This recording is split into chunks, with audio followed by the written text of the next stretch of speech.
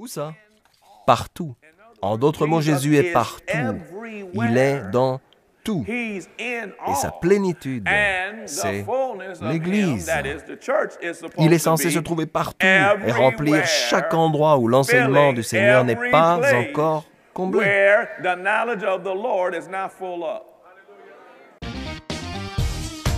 Il cherche à atteindre chaque continent avec la parole de Dieu. L'évêque Keith Butler enseigne la parole de Dieu. Il s'y efforce et il touche le monde. Et maintenant, voici pour l'enseignement d'aujourd'hui l'évêque Keith Butler. Nous continuons sur le thème grâce contre jugement. Nous avons maintenant défini les termes, ce qui est important. Nous savons que le mot jugement, qui est krino en grec, signifie décider mentalement ou judicieusement, ou plutôt même judiciairement, essayer, condamner, punir, venger, conclure, maudire, ordonner, déterminer, estimer, décréter, mettre en question, contraindre ou penser.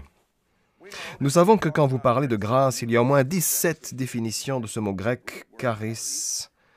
Miséricorde est celui que nous allons étudier ce soir. Action de grâce, acceptable et bénéfice, service, don, joie et générosité.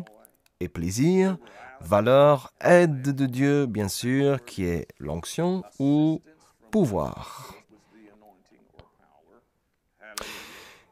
C'est la dimension évidente de l'Esprit Saint qui apporte les fruits et les dons de l'Esprit.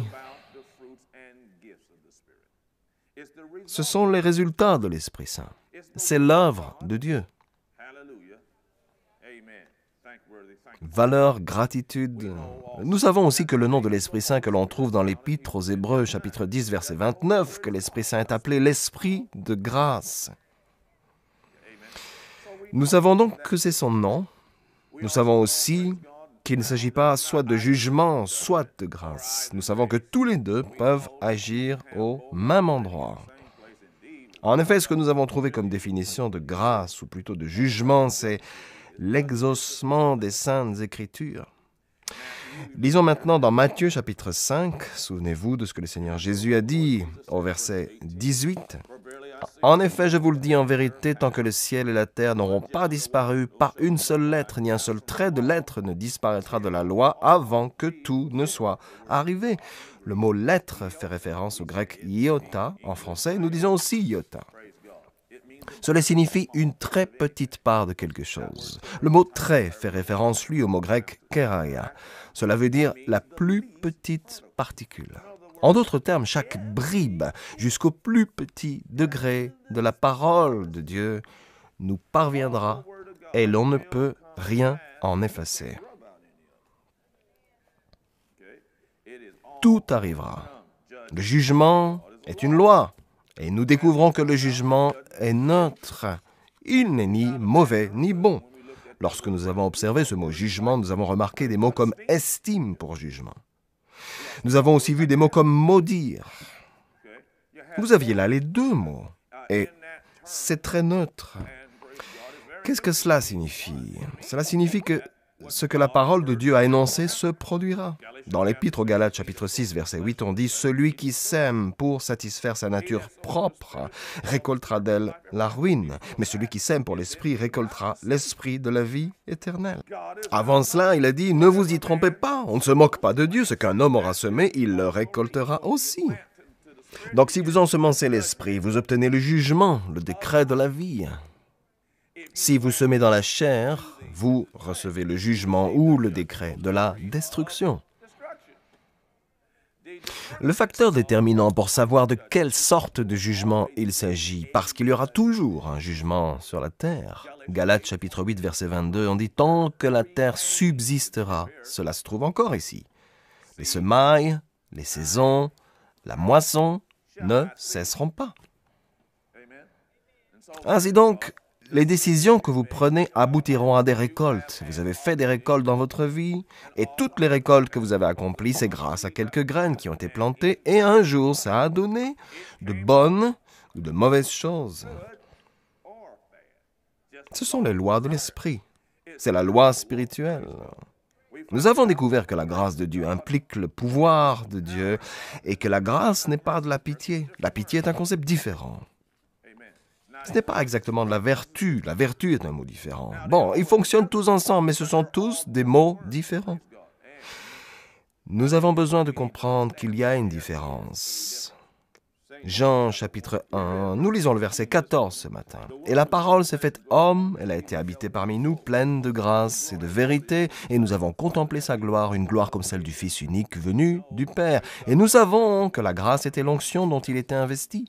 Le Saint-Esprit est l'Esprit de la grâce. » Jean, dans le verset 15, dit « Jean lui a rendu témoignage et s'est écrié, c'est celui à propos duquel j'ai dit, celui qui vient après moi m'a précédé, car il était avant moi. » Nous avons tous reçu de sa plénitude et grâce sur grâce. Jean dit que nous avions reçu sa plénitude. Donc, gardons un doigt ici et allons dans la première épître aux Éphésiens. Et dans la première épître aux Éphésiens, nous verrons cette déclaration sous un autre angle. Et je vous éclairerai concernant le terme plénitude. Donc, encore une fois, en parlant du contexte des Saintes Écritures, vous pourriez tous revenir au chapitre 1 de la première épître aux Éphésiens et lire un peu plus loin ce que vous découvrirez, ceci, de la part de Paul, apôtre de Jésus-Christ par la volonté de Dieu, aux saints qui sont à Éphèse et qui sont fidèles en Jésus-Christ. En lui, Dieu nous a choisis avant la création du monde. En lui, par son sang, nous sommes rachetés, pardonnés de nos fautes et conformément à la richesse de sa grâce. Le mot richesse est Plutos et opulence, comme plénitude, faveur de valeur. En d'autres mots, prions le Seigneur. Ce n'est pas une position, mais les richesses de sa grâce, et ce mot « grâce » correspond en fait à miséricorde. Peu importe en quoi consistait la miséricorde, elle s'est répandue jusqu'à nous. Nous allons continuer à lire. Alors il parle de la sagesse qui est en nous, du fait que nous sommes marqués par l'Esprit Saint. Nous sommes marqués de son empreinte, verset 13, et vous avez été marqués de l'empreinte du Saint-Esprit qui vous avait été promis. N'oubliez pas ça. Verset 14, il est le gage de notre héritage faisant référence à l'Esprit Saint pour célébrer sa gloire. Puis verset 16, pour toutes ces raisons, je prie pour vous tous et je n'oublie jamais de le faire. Il dit, je ne cesse de dire toute ma reconnaissance pour vous lorsque je fais mention de vous dans mes prières. Et qu'est-ce que c'est que ça? Je prie que le Dieu de notre Seigneur Jésus, le Père de gloire, vous donne un esprit de sagesse et de révélation qui vous le fasse connaître. En d'autres termes, je ne veux pas que vous soyez ignorants. Je veux que vous soyez éclairés et informés. Je prie donc notre Père pour qu'il vous donne un esprit de sagesse et de révélation qui vous le fasse connaître. Et pour qu'il illumine les yeux de votre cœur et que vous puissiez avoir la révélation. La richesse de son héritage, Plutos, opulence comme plénitude, une faveur d'importance. Et donc la richesse de son glorieux héritage est quelque chose qui vous est donné, quelque chose qui vous a été octroyé ou déversé ou placé en vous. La richesse de son glorieux héritage au milieu des saints, cela appartient aux saints. Et qu'est-ce que le Uperbalo? Cette infinie grandeur de sa puissance qui se manifeste avec efficacité par le pouvoir de sa force envers nous qui croyons. Ou Energeo, qui se manifeste avec efficacité par le pouvoir de sa force. Parce que ce mot pour pouvoir est Kratos. Cette puissance, il l'a déployée en Christ quand il l'a ressuscité. Donc il a utilisé ça, ce qu'il a dit. Je prie pour que vos yeux s'ouvrent si vous recevez. Il a dit parce que je faisais cela avant de ressusciter Jésus d'entre les morts. Il a fait asseoir à sa droite dans les lieux célestes, au-dessus de toute domination, de toute autorité, de toute puissance, de toute souveraineté et de tout nom qui peut être nommé non seulement dans le monde présent, mais encore dans le monde à venir. Il a tout mis sous ses pieds et il l'a donné pour chef suprême à l'Église qui est son corps, la plénitude de celui qui remplit tout en tous. Bon, le mot plénitude trouve sa racine dans le mot grec pléroma. Pléroma signifie aboutissement, satisfaction, supplément, performance, plénitude. L'Église est l'aboutissement de Jésus. Il est la tête, nous sommes le corps. Ma tête n'est pas au Texas et mon corps au Michigan. Le reste de mon corps complète, le reste de ce corps complète ce que la tête a, de sorte que si vous avez un corps entier, bien, il a dit que l'Église est le corps, que l'Église est l'aboutissement, que l'Église est le supplément, que l'Église est la performance, que l'Église est la plénitude de celui qui remplit tout en tous. Le mot « rempli » a le sens ici de remplir, à craquer. L'idée est que où qu'il y ait une pièce manquante, où qu'il y ait une humiliation, expliquons-le de cette façon. Au lieu de ce verre est pratiquement rempli. Je cherchais une carafe, d'habitude il y en a, mais... Si ce verre était complètement rempli, on n'aurait pas besoin d'ajouter quoi que ce soit dedans. Mais ce qu'il dit ici, nous sommes ceux qui remplissons l'Église. Partout dans le monde, il y a tellement d'endroits où il n'y a rien, ou seulement un tout petit peu. Et donc, nous remplissons, ou nous comblons le vide. Où ça? Partout. En d'autres mots, Jésus est partout. Il est dans tout. Et sa plénitude, c'est l'Église. Il est censé se trouver partout et remplir chaque endroit où l'enseignement du Seigneur n'est pas encore comblé.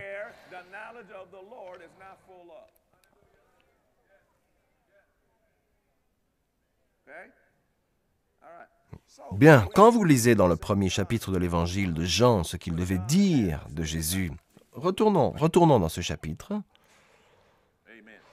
Maintenant que nous comprenons un petit peu plus ce qu'est la plénitude, tu es un remplisseur. Regardez votre voisin et dites-lui, tu es un remplisseur. Tu es un compléteur, dites-le lui. Nous avons tous reçu de sa plénitude. Si vous êtes un membre du corps du Christ, alors vous avez reçu son contexte. Vous l'avez reçu et vous le complétez. Il s'agissait de sa miséricorde. C'était sa miséricorde, sa grâce. Autrement dit, son pouvoir.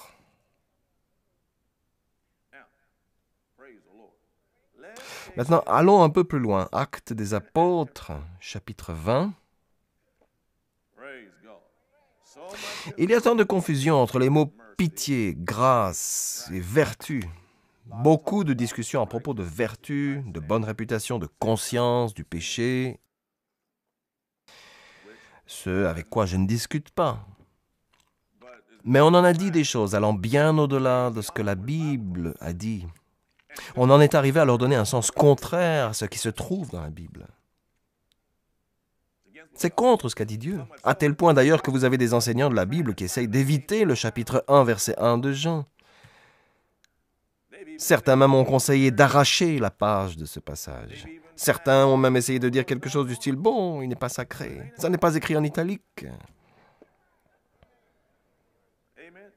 Parce que vous avez un problème si vous pensez que la grâce signifie que vous pouvez faire n'importe quoi à partir de là, et peu importe ce qui peut arriver, ce n'est pas un jugement.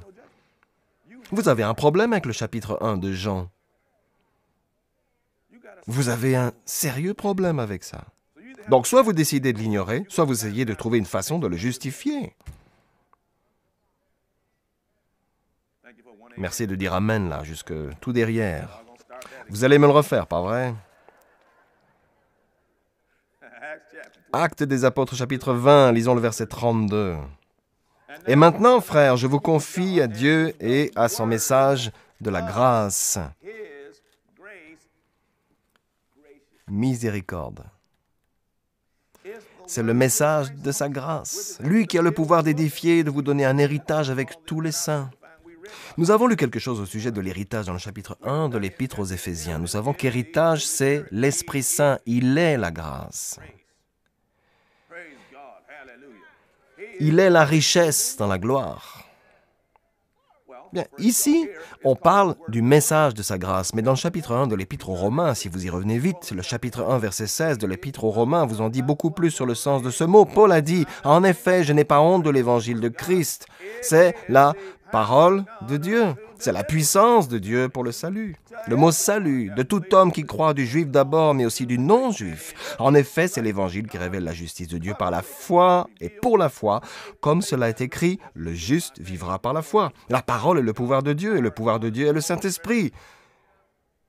Et le Saint-Esprit est la grâce de Dieu.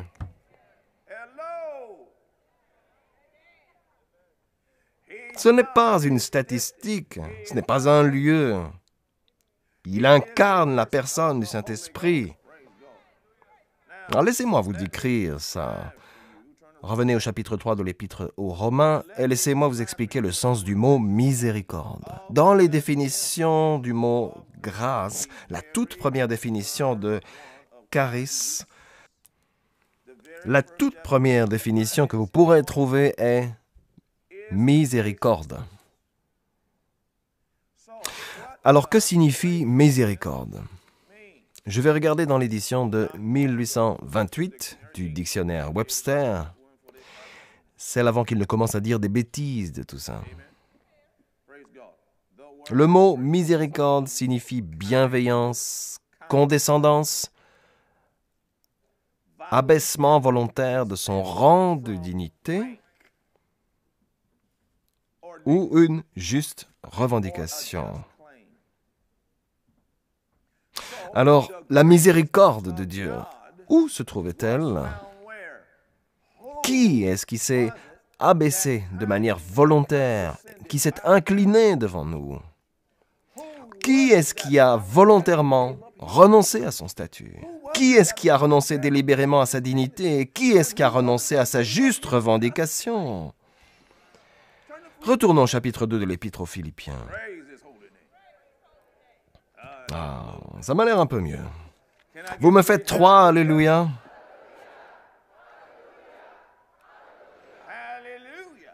Dans l'Épître aux Philippiens, il est dit que votre attitude soit identique à celle de Jésus-Christ, ce qui veut dire penser de la même façon que lui. Lui qui est de condition divine n'a pas regardé son égalité avec Dieu comme un butin à préserver. Voilà comment il pensait, ce qui signifie qu'il n'avait pas honte de dire ça. « Je suis le Fils de Dieu ». Et il disait que vous deviez penser de la même façon. Vous ne devriez pas avoir honte de dire « Je suis le Fils de Dieu ». Jean 1, verset 12 dit « Mais à tous ceux qui l'ont accepté, à ceux qui croient en son nom, elle a donné le droit de devenir enfants de Dieu. » On parle ici d'autorité, de privilège, d'autorité, le droit de devenir enfant de Dieu à ceux qui croient en son nom. Il disait que vous devriez penser comme Jésus, avoir la même attitude que lui parce qu'il est le Fils de Dieu. Il ne recule devant rien, il ne recule sûrement pas devant le démon. Et parce que vous êtes les enfants de Dieu, vous ne devriez reculer devant rien et sûrement pas devant le démon.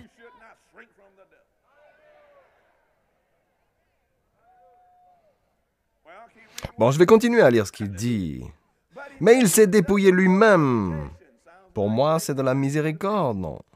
En prenant une condition de doulos, le mot serviteur et le mot esclave. Les esclaves n'ont pas de droit. En devenant semblable aux êtres humains, reconnu comme un simple homme, il s'est humilié lui-même en faisant preuve d'obéissance jusqu'à la mort, même la mort sur la croix. C'était la grâce, la miséricorde à l'œuvre. Cet acte, c'était la miséricorde de Dieu envers nous. Revenons à l'Épître aux Romains, chapitre 4. Et maintenant que nous comprenons ça, nous pouvons parcourir quelques-uns de vos textes favoris.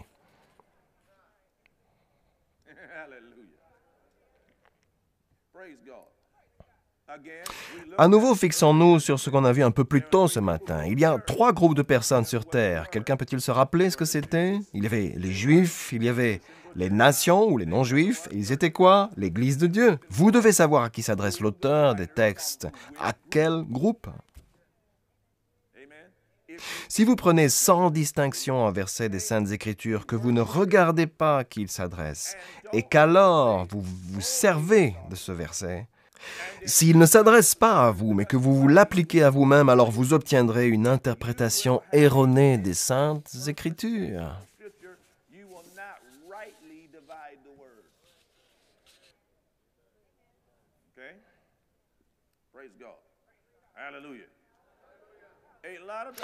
La grande confusion autour du mot « grâce » vient de ce que les gens essayent d'appliquer les écrits de Paul aux Juifs.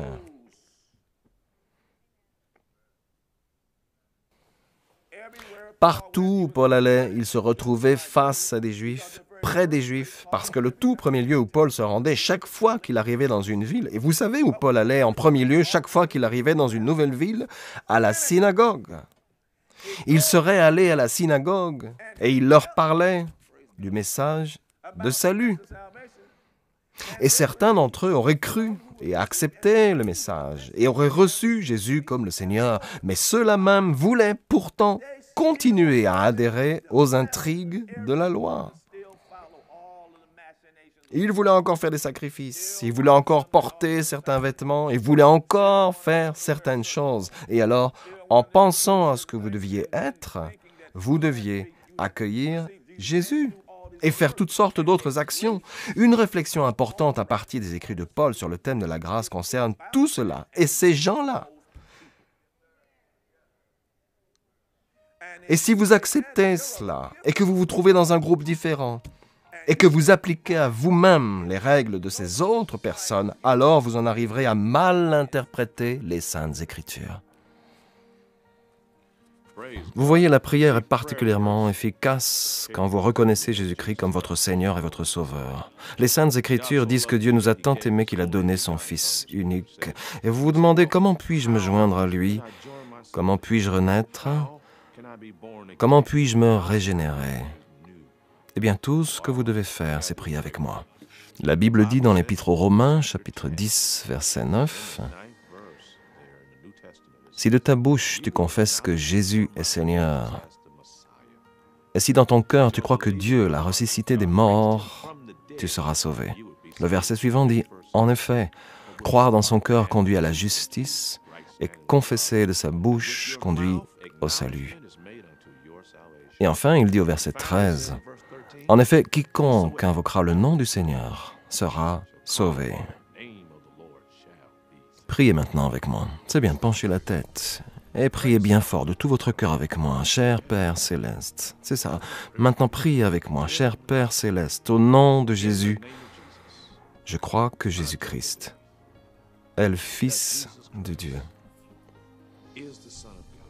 qu'il est mort pour moi sur une croix, qu'il s'est chargé de mes péchés, qu'il est allé en enfer à ma place, a accompli mon châtiment et maintenant est sorti du tombeau.